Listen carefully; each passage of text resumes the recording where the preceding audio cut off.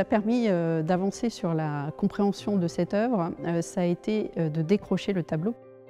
Au revers, donc, on a constaté très peu d'informations en dehors d'un cachet de cire assez peu lisible, assez usé. Philippe Palazzi, de manière brillante, a identifié des armes similaires à celles qui figurent sur ce cachet de cire, qui est un cachet de collectionneur, au cimetière des Anglais à Florence. Ce cimetière abrite la tombe d'un certain Arnold Savage Landor. Sur le tombeau, il y a un blason de marbre qui est totalement identique au cachet de cire qui est placé à l'arrière de notre tableau. Et il se trouve que cet Arnold Savage Landor, qui lui-même n'est pas très connu, est le fils d'un écrivain anglais, Walter Savage Landor.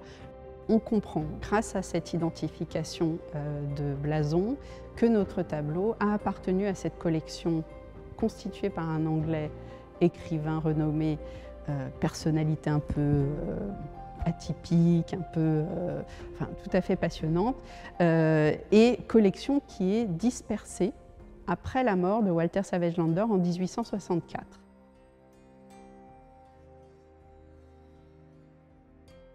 Donc nous allons aller voir l'inventaire de la fabrique de l'église de Champigny-en-Beauce qui a été réalisée en avril 1906 en exécution donc, de la loi du 9 décembre 1905 sur la séparation des églises et de l'État. Donc voici le petit dossier qui concerne Champigny-en-Beauce avec donc un inventaire qui est réalisé le 14 mars 1906. Lorsqu'on tourne les pages, on voit donc la liste des biens qui est dressée de façon très comptable, puisqu'on a à chaque fois une quantité, une désignation, une estimation des biens. On est un petit peu déçu sur la description, il n'y a pas vraiment d'indication sur les œuvres d'art, et lorsqu'on arrive à la partie qui nous intéresse, les tableaux, on se retrouve sur quelque chose de très sec, puisqu'on nous indique 3 tableaux pour une valeur de 400 francs. Quels sont ces tableaux? On ne le sait absolument pas à la lecture de cet inventaire. Cet inventaire comporte en annexe aux archives départementales un courrier, manuscrit, qui est rédigé par une certaine Marthe de la Lynchomelle d'Essaignes, une dame donc, qui écrit dans ce courrier, daté de 1906, au moment de l'inventaire, qu'elle s'oppose en son nom propre et au nom de sa belle famille, à ce que les œuvres qu'elle a données à l'Église, avec pour but d'être affectées au clergé et à l'ornementation du culte, soient transférées à quiconque en dehors du clergé. C'est une lettre de protestation. Et dans cette lettre, elle indique un inventaire des objets qu'elle a donnés à l'Église.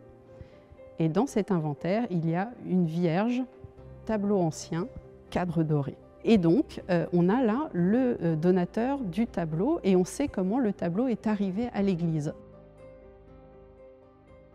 La Vierge à l'Enfant, donc, qui est aujourd'hui à Champigny-en-Beauce, on le sait maintenant, est issue de l'atelier de Sandro Botticelli et donc née à Florence au tout début du XVIe siècle.